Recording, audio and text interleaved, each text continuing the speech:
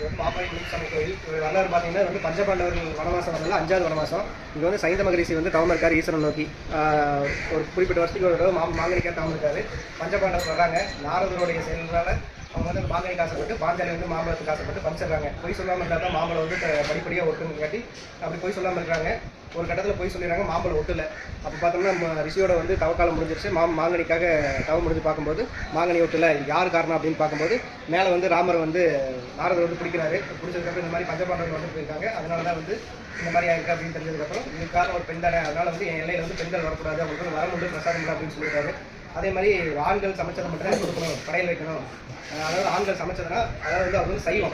ஆண்கள் சமைச்சது மட்டும் ஆண்கள் சம்மந்தப்பட்டது மட்டும் தான் எனக்கு வந்து வைக்கணும். ஆண்கள் சம்மந்தப்பட்டதுனா அவங்க செஞ்சது மட்டும் தான் எனக்கு கொண்டாந்து வைக்கணும் அப்படின்னு சொல்லியிருக்காரு. எனக்கு காவல் தெய்வமும் மாம்பரை முனிப்பனை நியமிச்சிருக்காரு. அதனால் அவங்களுக்கு வந்து ஆண்கள் சமைச்சது மட்டும் இங்கே கொண்டாந்து வைப்பாங்க. பெண்களுக்கு வந்து வரமுண்டு பிரசாதம் இல்லை. அதனால் அவங்க வந்து கயிறு முடியேறி எலுமிச்சம்பளம் அவங்களுக்கு தருவோம். இங்கே வீட்டுக்கும் எதுவுமே கொண்டு வரக்கூடாது, கயிறு எலுமிச்சம்பளம் மட்டும் தான். அதனால் இங்கே படையல் வைக்கிறது ஆடு கோழி வறுத்து ஆண்கள் சமைச்சது மட்டும் இங்கே படையல் வைப்பாங்க.